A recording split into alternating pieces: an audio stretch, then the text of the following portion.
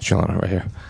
Obviously, it's been a bit since we last saw you compete in the octagon. So I guess just how's life been having that belt back and both in and out of the octagon, and just how's camp been as a whole preparing for Kayla?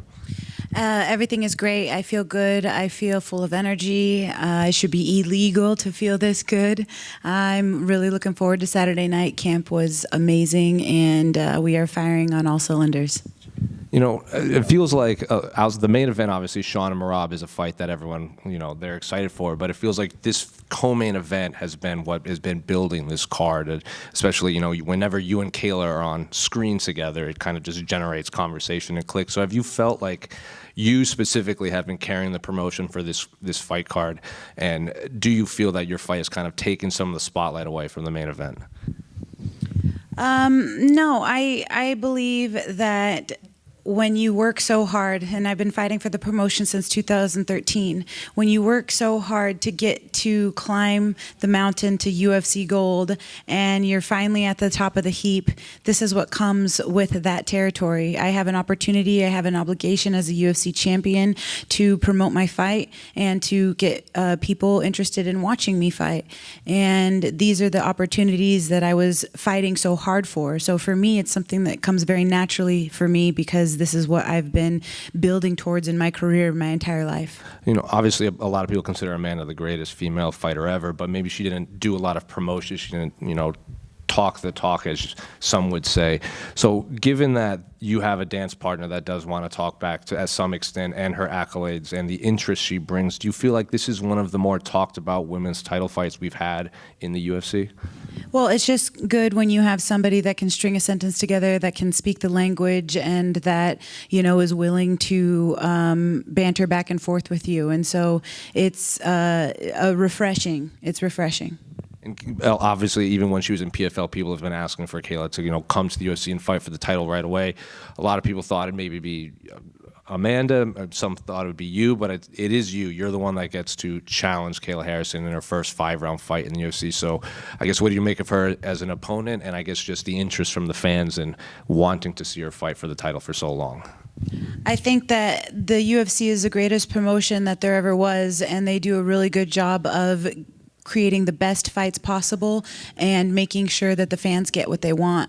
And this was a fight that the fans wanted, and it was the biggest fight in the division. And it makes a lot of sense that even though she only had 2 fights in the UFC, that she was able to come in and get a title shot based off of her being the 2-time champion and the accolades that she possesses. So it makes sense, and I'm obviously happy once I found out that it was not going to be Amanda after my win against Raquel.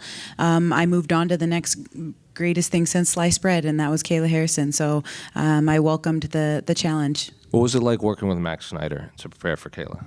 It was awesome. Max is a Chicago native. He grew up all his life in Chicago, and so for him to be able to come back to his roots, I think that it was great for him to be able to come back and to represent the people in the city of Chicago. So I know that was one of his main goals. And then also, when it comes to being able to say that you made it, he's coaching against somebody that, he had previously worked with, but against a team that, was back then, something that was like this big, huge thing for him as a younger gentleman. And so for him now to be able to, coach against them, I know that it's a nice nod for himself to be like, I made it, man. And so I know that it's a really special time for him as well. And then just last one for me, Kayla said the only chance that you had to win is to turn this into a brawl. So I guess, how do you see this fight actually playing out on Saturday? Well, if she said it's going to be a brawl, then I guess I'll give her what she wants. No, I see the fight playing out with me getting my hand raised. I don't know how, I don't know when. I just know that I am very dangerous everywhere. I have multiple avenues to win this fight. I can win off of my back, I can win off of the cage, and I can win off of my feet. And having multiple avenues and multiple paths to victory is what makes me more dangerous, whereas she has only one shot to beat me, which is laying on top of me for 25 minutes. Julianna over here. You know, you just mentioned that you like having an opponent that banters with you a little bit. She was in here a few minutes ago, and she said that she was pretty unbothered by your trash talk, that you were just throwing spaghetti against the wall, and that you had to overcompensate for your fighting skills with mic skills. Do you think this is having an effect on her at all, or do you think that her being like an Olympic-level athlete with her mentality, like that it's not having an effect on her like some of your other opponents? I am not trash talking. I'm simply defending myself. This all started before I even knew who Kayla Harrison was. When I beat Amanda Nunes, I saw this blonde girl sitting cage side, freaking out, cussing and having all sorts of obscenities to say about me for beating Amanda Nunes and throwing a gigantic wrench in her plans. So she's been trash talking me for a long time, long before I even knew who she was. And then it created more of a problem for me when she said that it was going to be the media's fault. It was going to be the media's fault for having blood. They were going to have blood on their hands for you guys giving me the delusion to think that I could hang with her and stand across the octagon from her. Then her agent had made a comment that she was going to win by murder and that she was going to catch some murder charges because she was going to murder me. These are the things, me talking back, is my way of defending myself. And I believe that, you know, she can say that it's trash talk, but it's like, I'm just responding to the things and the allegations and these horrendous comments that she has made about me. She needs to take accountability for the things that she said, and it's my job to make her do that on Saturday night.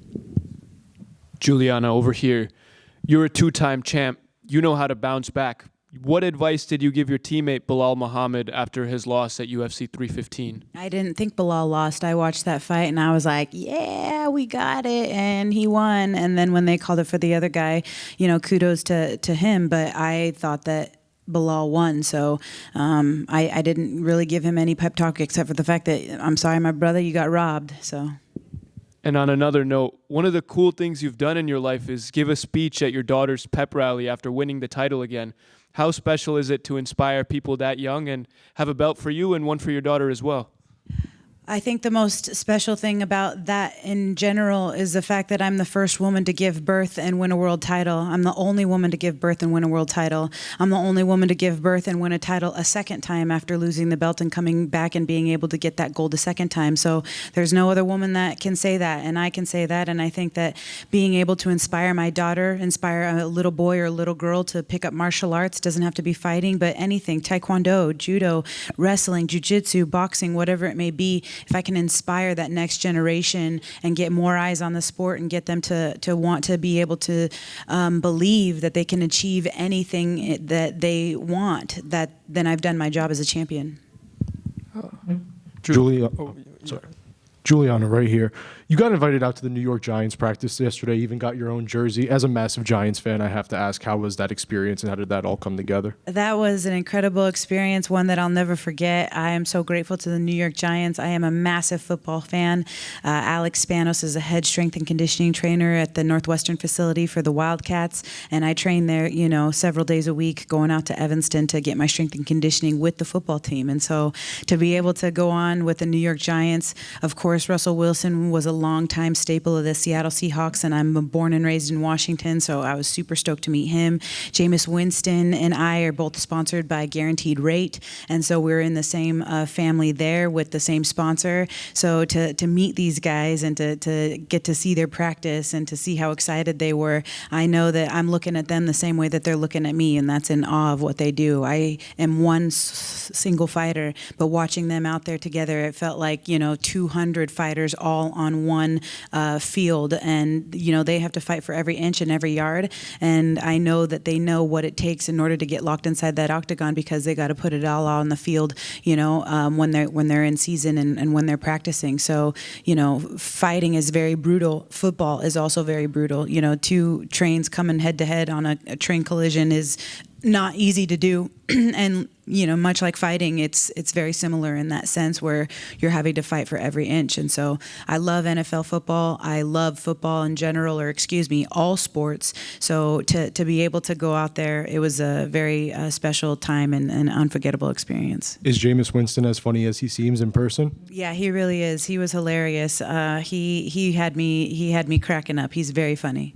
All right, and last one for me. Your former opponent, Valentina Shevchenko, had a lot of nice things to say about you in the lead up to this fight and feels like you have everything you need to win this fight. How is it to get such high praise from a former opponent and one of the best female fighters of all time? And could you see yourself fighting her again? That respect goes both ways. It's mutual. When everybody asks me who my favorite female fighter is, I always say Valentina Shevchenko.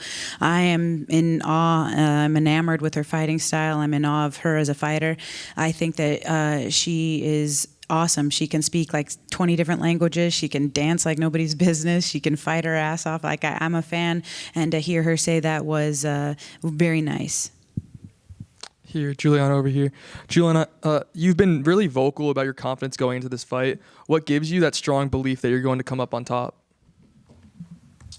Well, the last time you guys counted me out, you guys had to take it up the you-know-what. So I think that's one of the things. And I think that the preparation, and I've been doing this for a long time. I've been fighting since 2008. And when you put that much blood, sweat, and tears into something, and you're that dedicated and that passionate, there's only good things that can happen. And I think that that's what gives me the confidence. Yeah, also, Kayla just said you don't excel in fighting, but also said this isn't personal. Do you believe it's personal? I'm getting locked into a steel cage and getting in a fist fight with some girl that's trying to take my head off of my shoulders. It's absolutely personal. Thank you. Julianna, right over here. You were recently on UFC Live with Kayla, and you reminded her that she had never made 135.0. Is that at all a concern for you this week?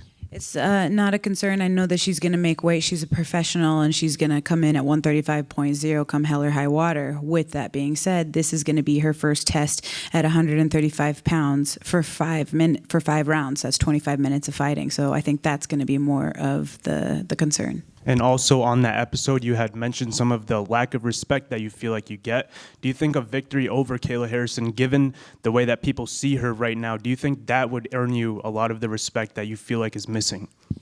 I mean, I hope so. We'll see. I can't say. I thought that, beating the greatest of all time was going to give me that respect, and it didn't. So you never know. I say this often, but it's so true. It's never enough. So, it doesn't matter what you do. It's never enough. Everybody's always going to want more from you. And last for me, another quote from you was that you had nothing to lose and everything to gain in this fight. Can you just kind of reiterate that and tell us, how you feel with this matchup? Yeah, I was told to me that I'm a 6-1 underdog, and being a 6-1 underdog as a champion is very disrespectful, number one. Number two, everybody's counting me out, Out of 6 people, only one of them thinks that I'm going to win the fight. And that is putting me in a position where, since you think I'm going to lose in 5 seconds and you think that I'm already out of this fight, then I have nothing to lose and everything to gain. I'm obsessed with the process, not so much concerned about the outcome. I'm enjoying the process and obsessed with enjoying the process. And when you put so much focus, she is in a position where she has to and she should and you better, and it's already done. And so those are the kinds of limits that she's putting on herself of you should and you can and you will and you're going to, and it's already finished and it's already happened. The reality is that when you put that much pressure on yourself, and when you're so focused on you have to beat her in 10 seconds and it doesn't happen, that can kind of play into your mentality and the way that you fight, whereas everybody's already counting me out. So when you put me in a position of nothing to lose and everything to gain, that makes me a very dangerous woman. Just going off that, Julianna, as you kind of say, it seems like the goalposts always get moved further back for you, right? So what do you think the headlines will read Sunday morning when you win this fight? Do you think they're going to give you your credit, or are they going to say Kayla Harrison wasn't that good and she's a PFL fighter and things like that? I think that it'll put me on another planet. It'll put me in the stratosphere. Julianna over here. How would you describe to share the training passion of MMA with Mike Valle, Jaula Bahamontes, Jair Belal? And I want to know if you ever met Michael Morales before with them too. Yes, Michael Morales came to the gym, and when he trained with us a few times, I was absolutely, talk about enamored. I was in awe. Yeah, Michael Morales is the real deal, Holyfield. That guy is legit.